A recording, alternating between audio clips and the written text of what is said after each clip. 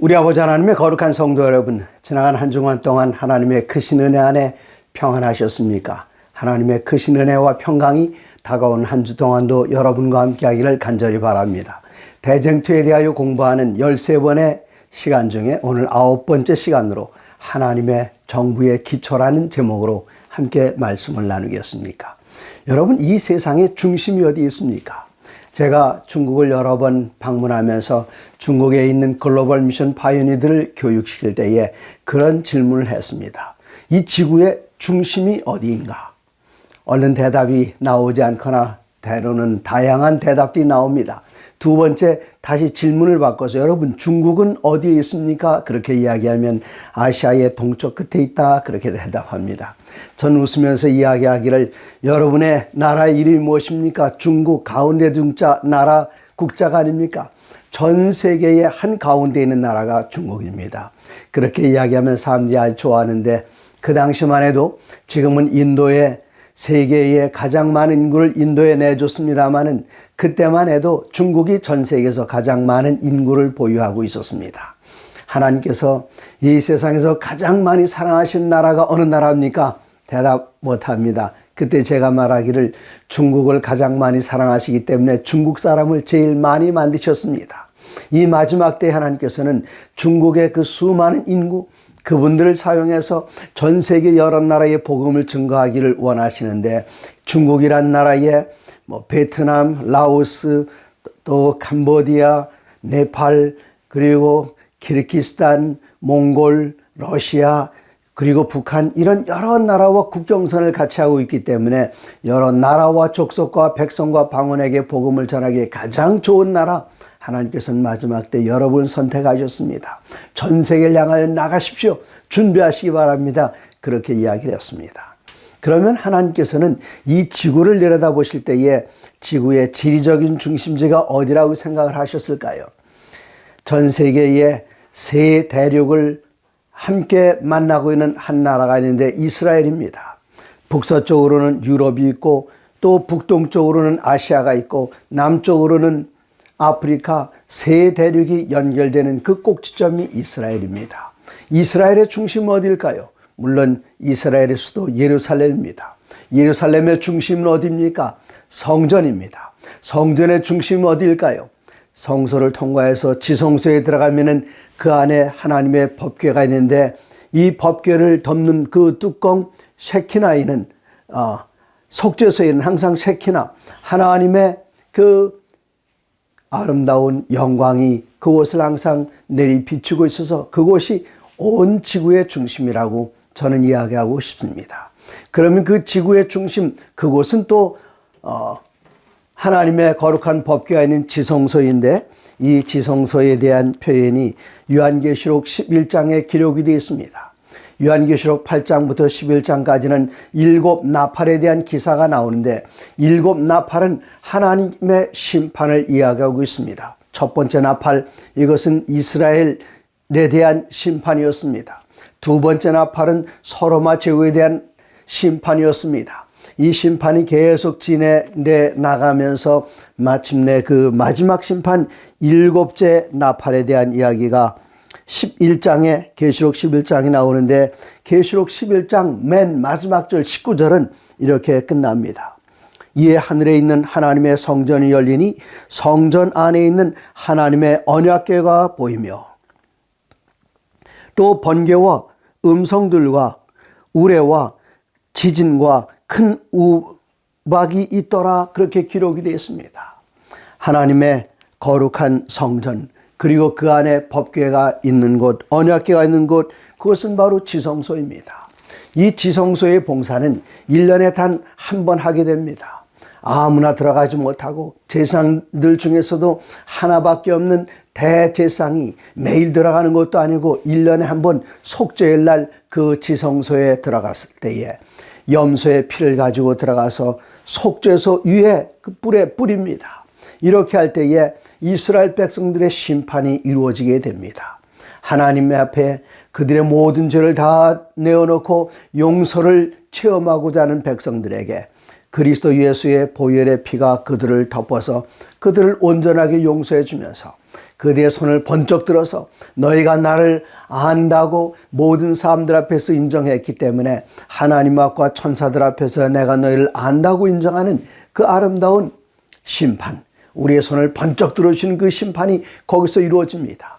그러므로 지금도 이스라엘 사람들이나 전 세계에 흩어져 있는 유대인들은 이 속죄를 가리켜 심판의 날이라 그렇게 이야기를 합니다. 그 심판의 날, 무엇을 기준으로 심판을 해야 할까요?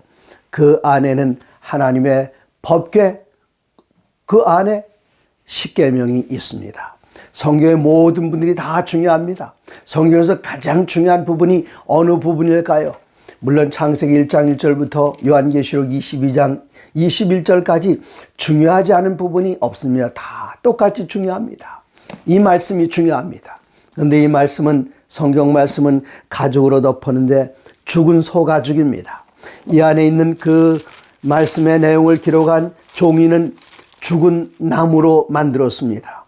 그리고 여기에 기록한 그분들은 선자들이나 예수님의 제자들 다 돌아가신 분들입니다. 돌아가신 분들이 기록한 그 말씀을 죽은 나무에 기록을 해서 죽은 소의 가죽으로 덮었는데 이 성경을 우리들은 여전히 중요하다고 합니다.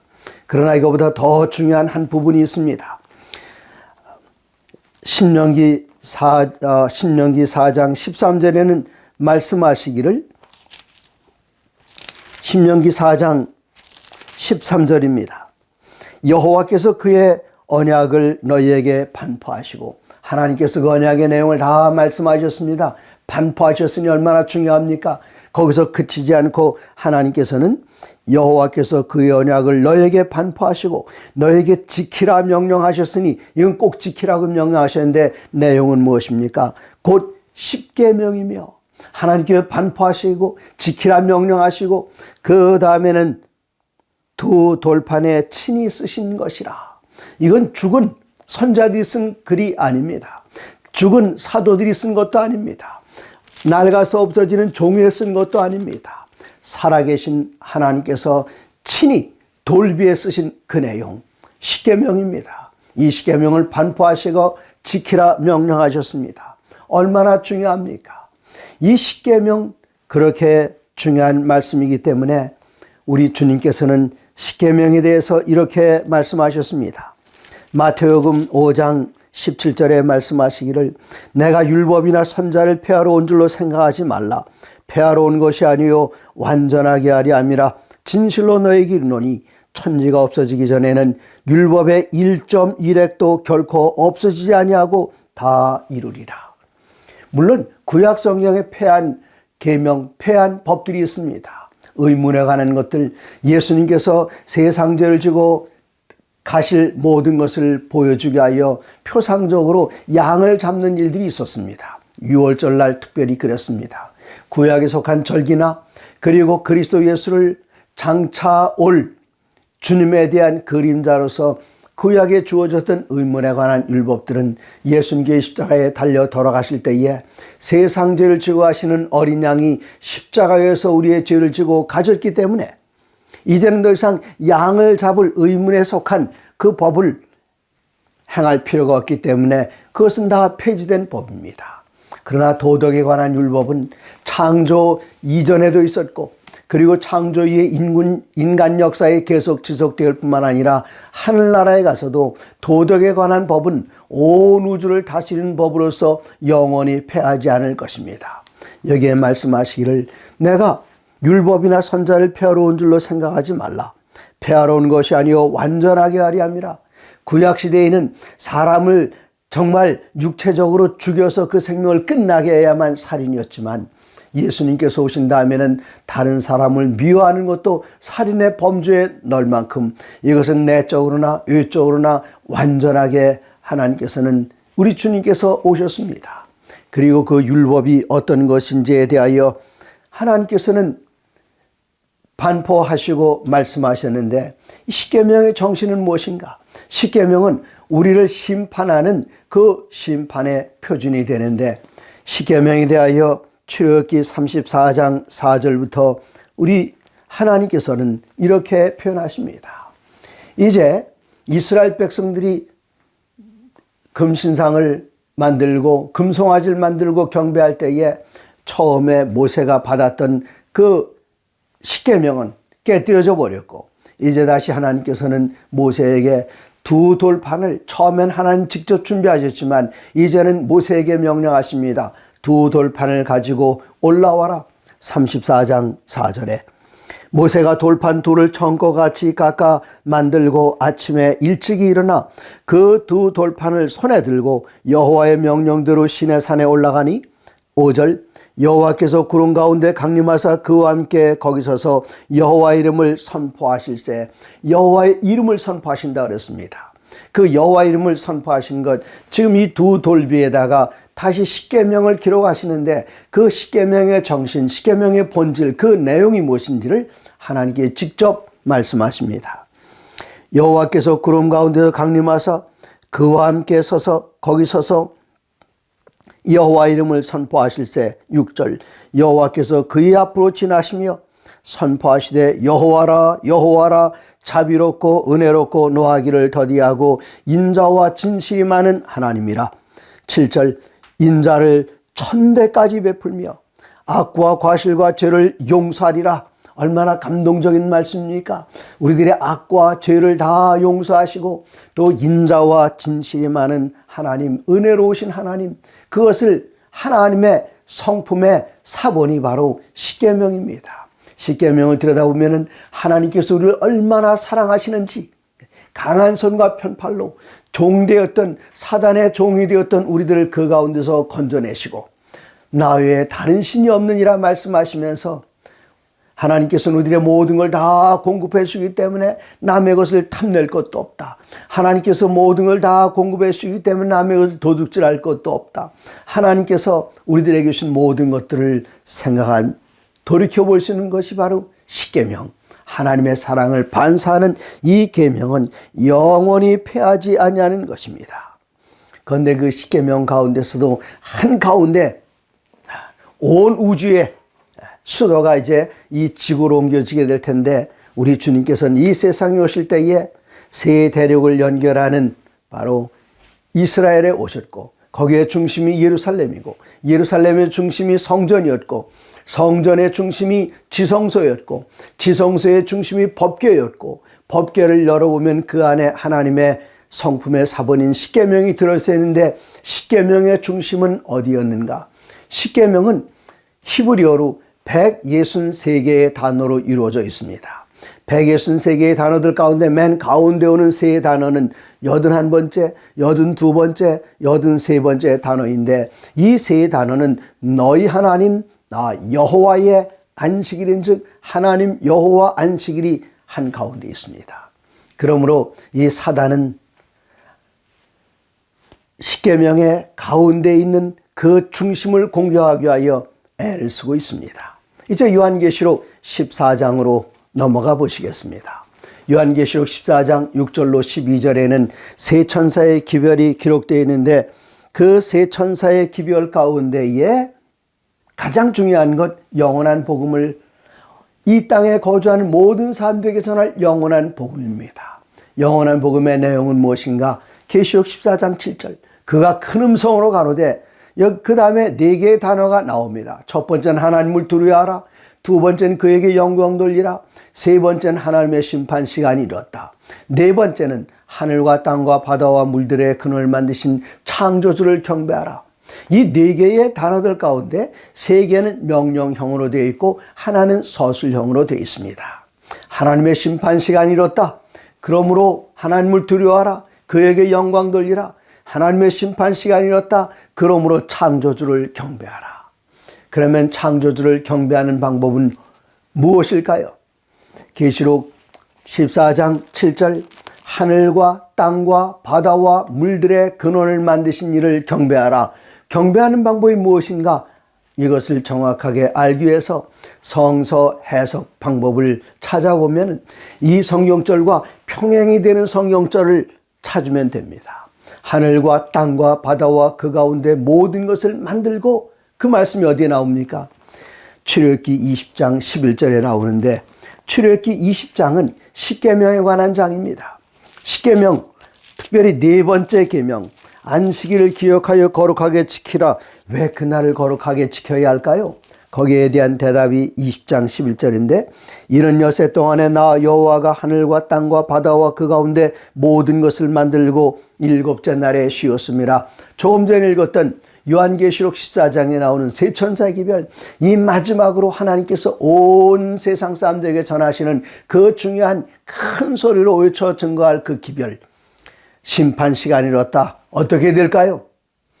창조주를 경배하라. 하늘과 땅과 바다와 물들의 근원을 만드신 이를 경배하라. 방법이 20장 11절, 출애굽기 20장 11절. 이는 여세 동안에 나 여호와가 하늘과 땅과 바다와 그 가운데 모든 것을 만들고 일곱째 날에 쉬었습니다. 하나님께서 쉬셨으니 우리도 쉬라고 말씀하시면서 출애굽기 20장 8절 안식일을 기억하여 거룩하게 지키라 그렇게 말씀하십니다. 그런데 성경에는 십계명이 두 곳에 기록이 되어 있습니다. 물론 신약 성경에도 곳곳에 십계명의 부분들이 기록되어 있습니다만은 십계명 전문을 기록한 것이 성경에 두 곳이 있는데 하나는 출애굽기 20장입니다. 또 하나는 광야 40년 동안의 생활을 반복하면서 마지막으로 모세가 시내산에서 백성들을 모아놓고 반포했던 그 하나님의 말씀을 반포했던 그 내용을 이젠 40년 역사가 다 끝나면서 저 가나안 땅에 들어가기 바로 직전의 백성들에게 말씀을 다시 정리한 것이 십계명인데 신명기인데 신명기 5장에 또다시 십계명이 기록되어 있습니다. 출애굽기 20장과 신명기 5장의 십계명 내용이 다 같습니다만은 한 곳 다른 부분이 있는데 네 번째 계명에 대한 이유입니다. 출애굽기 20장에서는 안식일을 기억하여 거룩히 지키라. 왜요? 이는 나 여호와가 엿새 동안에 하늘과 땅과 바다와 그 가운데 모든 것을 만들고 일곱째 날에 쉬었기 때문에 곧 이 날은 창조의 기념일로 쉬라고 말씀하시는 반면에 신명기 5장 15절에 안식일을 지켜야 할 이유를 이렇게 설명하십니다. 신명기 5장 15절입니다. 너는 기억하라. 내가 애굽 땅에서 종이 되었더니 내 하나님 여호와가 강한 손과 편팔로 거기서 너를 인도하여 내었나니 그러므로 내 하나님 여호와가 내게 명하여 안식일 지키라 하느니라. 왜 안식일 지키라고요? 신명기에서 명령하시는 안식일 준수 명령은 종이 되었던 너를 내가 강한 손과 편팔로 너를 건져냈다. 어떻게 건져냈습니까? 그 마지막 10번째 재앙 때에 애굽에는 모든 장자들 다 죽입니다. 바로 그날 이스라엘 백성들은 어린 양을 잡아서 그 양의 피를 문설주와 문인방에 발라야만 했습니다. 곧 그리스도 예수께서 우리를 위하여 희생제물이 되실 것을 보여주는 바로 그 사건, 그 일을 통해서 하나님께서는 우리를 그 가운데서 건져내시고 구속하셨고 그러므로 안식일을 기억하여 지키라. 신명기에는 그렇게 말씀하고 계십니다. 그러므로 안식일의 두 가지 주제는 내가 너를 만들었다, 창조했다. 두 번째 주제는 내가 나의 아들의 피를 주어서 너희를 다시 샀다, 구속해냈다. 창조와 구속. 이 두 가지가 바로 안식일의 초점입니다. 그러므로 이 사단이 가장 싫어하는 것, 그것은 무엇인가 하면은 안식일입니다. 그래서 이 사단은 이 안식일을 가리려고 하면 안식일을 가리면 창조주 하나님이 드러나지 않습니다. 안식일을 가리면 구속주이신 하나님이 드러나지 않습니다. 그렇기 때문에 요한계시록 4장과 5장에는 하나님께 경배해야 할 이유를 분명하게 설명하고 있는데 그 두 가지 계시록 4장 11절의 말씀을 찾아보시겠습니다. 요한계시록 4장 11절에는 주 우리 하나님이여 영광과 존귀와 권능을 받으시는 것이 합당하오니 주께서 만물을 지으신지라 만물이 주의 뜻대로 있었고 또 지으심을 받았나이다. 우리 아버지 하나님께서 영광과 찬양을 받으실 그 이유는 무엇인가? 그 이유는 우리를 창조하셨기 때문입니다. 그 다음에 두 번째 다른 이유가 하나 더 있습니다. 5장 9절입니다. 그들이 새 노래를 불러 이르되 두루마리를 가지시고 그 인봉을 떼시기에 합당하시도다. 일찍이 죽임을 당하사 각 족속과 방언과 백성과 나라 가운데에서 그들을 피로 사서 하나님께 드리시고 그들로 우리 하나님 앞에서 나라와 제상들을 삼으셨으니 그들이 땅에서 왕노릇 하리로다. 24장로들이 이렇게 찬양할 때에 그곳에 둘러싼 많은 천사들의 음성이 있으니 그 수가 만만이요 천천이라 큰 음성으로 이르되 뭐라고 이릅니까? 12절입니다. 5장 12절 요한계시록 죽임을 당하신 어린 양은 능력과 부와 지혜와 힘과 존귀와 영광과 찬송을 받으시기에 합당하시도다.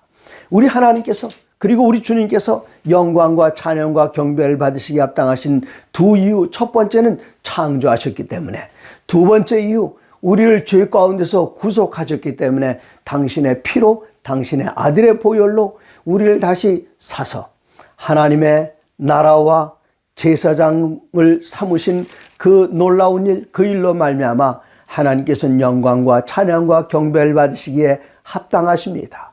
이렇게 창조와 또 구속, 이 두 가지는 먼저 말씀드리기를 안식일의 두 가지 주제라 말씀드렸습니다. 그러므로 하나님의 모든 영광을 가리고 하나님의 받으실 그 경배를 자기가 차지하기 위해서 사단이 공격하는 것은 십계명입니다. 십계명은 폐했다고 주장합니다. 그리고 특별히 십계명, 이 10가지 계명 가운데 십계명이 폐했다고 주장하는 사람들에게 제가 묻습니다. 어느 계명이 폐했나요? 다 폐했습니다. 아, 그런가요? 폐했다면 첫 번째 계명, 나 외에 다른 신을 내게 있게 하지 말지니라. 하나님 외에 다른 신 섬겨도 됩니까? 그것은 아니라고 말합니다. 우상에게 절해야 됩니까? 아니라고 말합니다. 세 번째 계명, 하나님의 이름을 망령되이 걷지 말라. 하나님을 저주하고 비방이 됩니까? 아니라고 말합니다. 살인해도 됩니까? 아니라고 말합니다. 간음하지 말라, 도둑질하지 말라, 거짓 증거하지 말라, 내 이웃의 소유를 탐내지 말라. 폐한 거 아무것도 없어요. 다 아니라고 말하는데 그때 이제 다시 네 번째 계명으로 돌아서 그러면 안식일을 기억하여 거룩히 지키라, 이건 폐했습니까? 그건 폐했다고 말합니다. 10계명이 다 폐했다고 말하는 사람들이 조목 이야기하면 다 안 폐했어요. 그러나 네 번째 계명 하나를 이야기하면 그건 폐했다고 하는데, 그것은 마치 저 베들레헴에 2살 이하의 모든 어린아이를 다 죽이라고 명령한 것은 예수라는 한 아이를 죽이기 위해서였던 것처럼 여기 십계명에서 십계명이 다 공격 목표가 됩니다. 그러나 특별히 그 중에서도 제1 공격 목표는, 사단의 제1 공격 목표는 안식일입니다. 그렇기 때문에 이 사단은 이 세상에 있는 모든 사람들을 속이는데 두 가지 커다란 속임수, 하나는 영혼 불멸설입니다. 또 다른 속임수 하나는 하나님의 창조의 기념일이며 구속의 기념일을 다른 날로 바꿔서 자신이 경배를 받으려고 합니다. 요한계시록은 경배의 대상이 누구인가 하는 싸움입니다. 대쟁투의 초점은 우리가 누구를 경배하는 것인가입니다. 하나는 창조주를 경배하는 것인가, 하나는 짐승과 용, 곧 사단을 경배하는가, 그 경배의 싸움입니다. 요한계시록 13장에는 강제적인 경배가 나옵니다.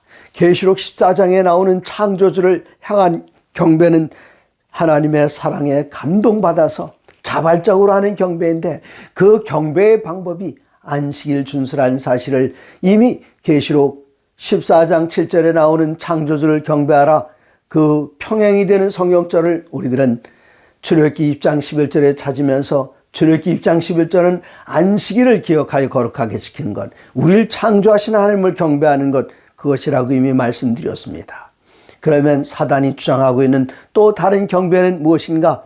그 안식일을 변경시켜서 다른 날로 옮겨놓은 그날 경배하는 것, 그것이 바로 짐승을 경배하는 것입니다. 요한계시록 13장에는 경배라는 단어들이 여러 번 나옵니다. 4절입니다. 용이 짐승에게 권세를 주므로 용에게 경배하며 짐승에게 경배하여 이르되, 여기 용은 사단입니다. 짐승은 첫 번째, 계시록 13장의 첫 번째 짐승, 곧 로마 천주교를 가리킵니다. 또다시 경배가 나옵니다. 18절에 죽임을 당한 어린 양의 생명책에 창세 이후로 이름이 기록되지 못하고 이 땅에 사는 자들은 다 그 짐승에게 경배하리라. 이 세상의 모든 사람들이 다 따라갑니다. 하나님의 창조의 기념일인 안식일을 지키지 않는 사람들은 다 짐승에게 경배하게 되어 있습니다. 그런데 이것을 거절하게 되면 어떻게 합니까? 13장 15절입니다. 그가 권세를 받아 그 짐승의 우상에게 생기를 주어 그 짐승의 우상으로 말하게 하고 또 짐승의 우상에게 경배하지 하는 자들은 몇인이 다 죽이게 하더라. 짐승에게 경배하라. 짐승의 경배는 무엇입니까? 창조주를 경배하는 것이 안식일을 준수하는 것이라면 짐승에게 경배하는 것은 짐승의 날, 곧 안식일 다음 날 일요일을 지키는 것, 그것이 바로 짐승에게 경배하는 것입니다. 이것은 강제적인 조항이 됩니다. 이 마지막 대쟁투의 초점은 십계명에 대한 공격이고 대쟁투의 마지막 초점은 십계명 가운데서도 안식일에 대한 공격입니다. 그러므로 이 마지막 때에 온 세상 사람들에게 전해야 할 그 기별, 계시록 14장 6절, 또 보니 다른 천사가 공중에 날아가는데 이 온 세상에 거주하는 모든 사람들, 곧 모든 민족과 종족과 방언과 백성에게 전할 영원한 복음을 가졌더라. 그 영원한 복음은 무엇입니까? 하나님의 심판이 이뤘다. 그럼 우리는 어떻게 해야 되는가? 창조주를 경배하라. 경배하는 방법은 무엇인가? 안식일 지키는 것입니다. 두 번째 천사의 기별은 아직도 잘못된 거짓 교리에 속아서 무너진 바벨론에 남아있는 사람들 향하여 그 가운데서 나오라. 무너졌도다 무너졌도다 큰 성 바벨론이여. 그 가운데서 그의 받을 재앙들의 그 재앙을 받지 말고 속히 나오라. 둘째 천사의 기별입니다.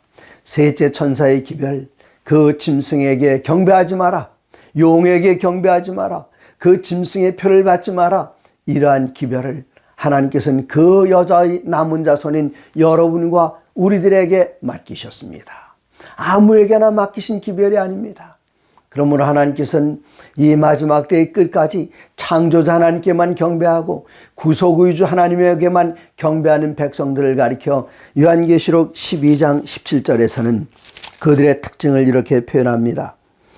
용이 여자에게 분노하여 돌아가서 용은 여자와 싸우지 않습니다. 그 여자의 남은 자손의 씨와 그 여자의 씨의 남은 자들과 함께 싸웁니다. 그들의 두 가지 특징에 대해서 계시록 12장 11절은 곧 하나님의 계명을 지키며 예수의 증거를 가진 자들로 더불어 싸우려고 바다 모래에 섰더라. 그 여자의 남은 자손들이 바다 모래에 서 있으니 앞에서 용이 달려들 때에 뒤로는 퇴로가 없습니다. 진퇴양난, 이제는 싸우는 길밖에 없습니다.